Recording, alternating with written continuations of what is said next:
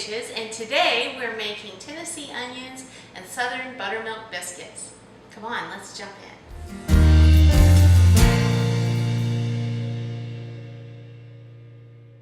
What we have here is 4 cups of self-rising flour. You can see that it's a little bit chunky since I poured it out of the bag, but you don't need to sift this flour. Just take a fork or your spatula and scooch it around and get the clumps out. And then you're going to add your a tablespoon of baking powder. And you want to use the baking powder that doesn't have aluminum in it. So look in your grocer for which one that is. That will be the best one to use. Aluminum's not really very good for you. Then you're going to add sugar and salt. Mix those in as well. And then in just a second, we're going to put the Crisco in. Once this is mixed, I'm going to add the Crisco. And it has been in the refrigerator and it is very cold. You want to keep your Crisco very cold.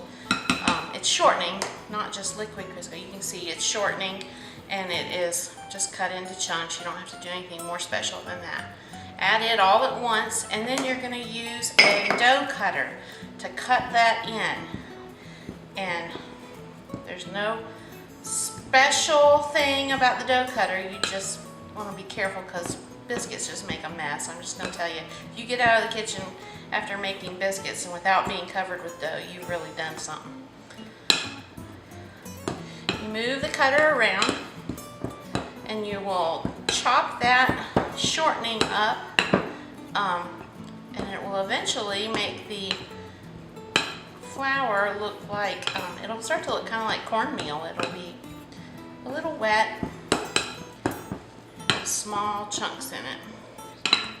As you can see, the shortening is cut into the flour at this point, and there are no pieces that are bigger than even a pea size, and most of them are smaller than that. And my flour mixture is kind of clumpy looking and a little bit wet. So to that, I'm just going to dig a little hole in the center, and I'm going to add my cold buttermilk. This buttermilk has been in the refrigerator. It is very cold. I'm going to add it all at once.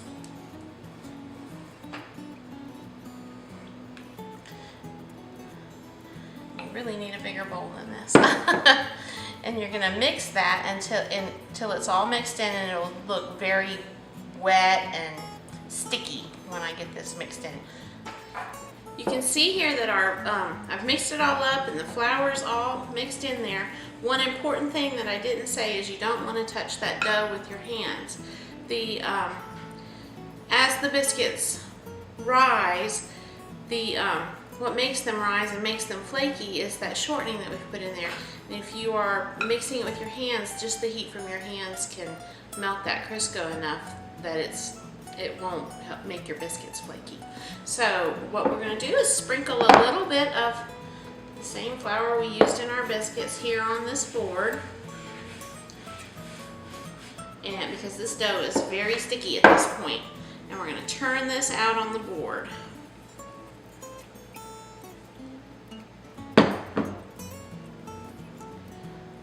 You're going to have dough stuck all to your fingers. That's just how this works. It's a messy recipe. Then we're going to sprinkle some more flour on top of the dough. And this is very important. We're going to work this dough just as little as possible.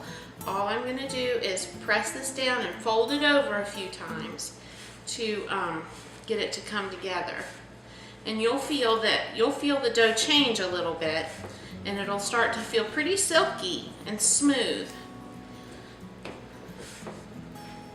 I wish I could transmit that through the video to you.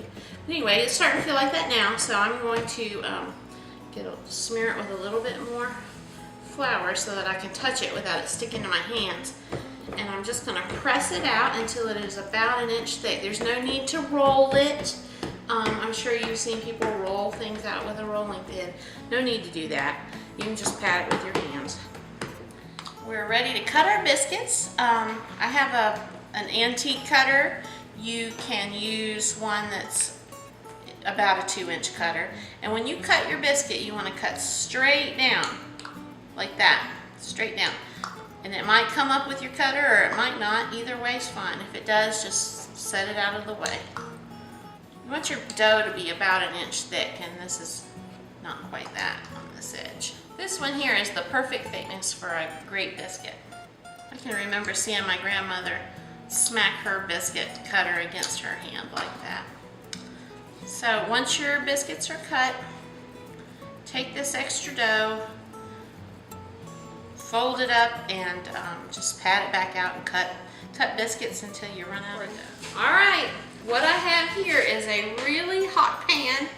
The oven has preheated to 475, and I've melted a half a stick of butter on the pan. The pan is very hot, and I'm just gonna lay these biscuits that we just cut into the pan. Be very careful not to burn your fingers. It's easy to do that.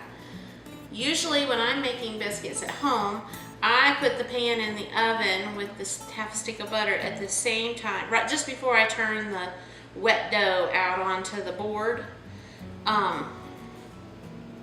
However, if it's your first time making these biscuits, don't do that.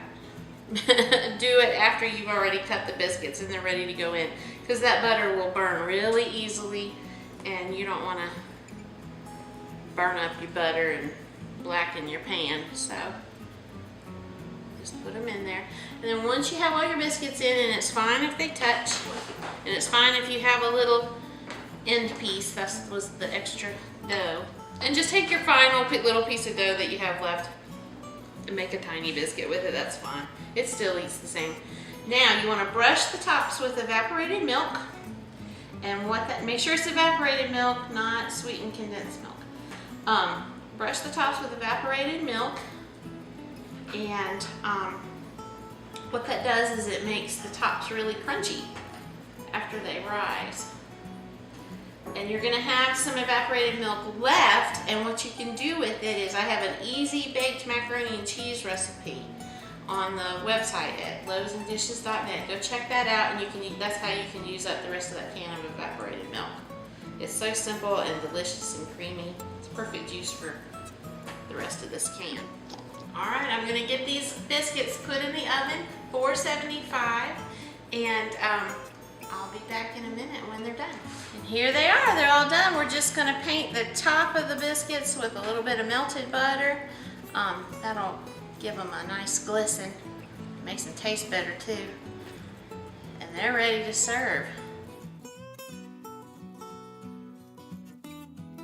All right, as I finish putting the butter on these biscuits, we're gonna get ready to make our Tennessee onions. And they are great on top of hamburgers or as a side dish.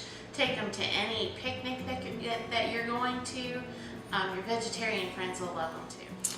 We're ready to start our Tennessee onions. You just take a 9 by 13 baking dish, prep it with a little bit of spray, and then you're going to take your Vidalia onions. You only use Vidalia onions unless it's winter time and you only have sweet onions available to you. Those, like the Texas sweets, those will work fine, but really you want to get Vidalias if you can.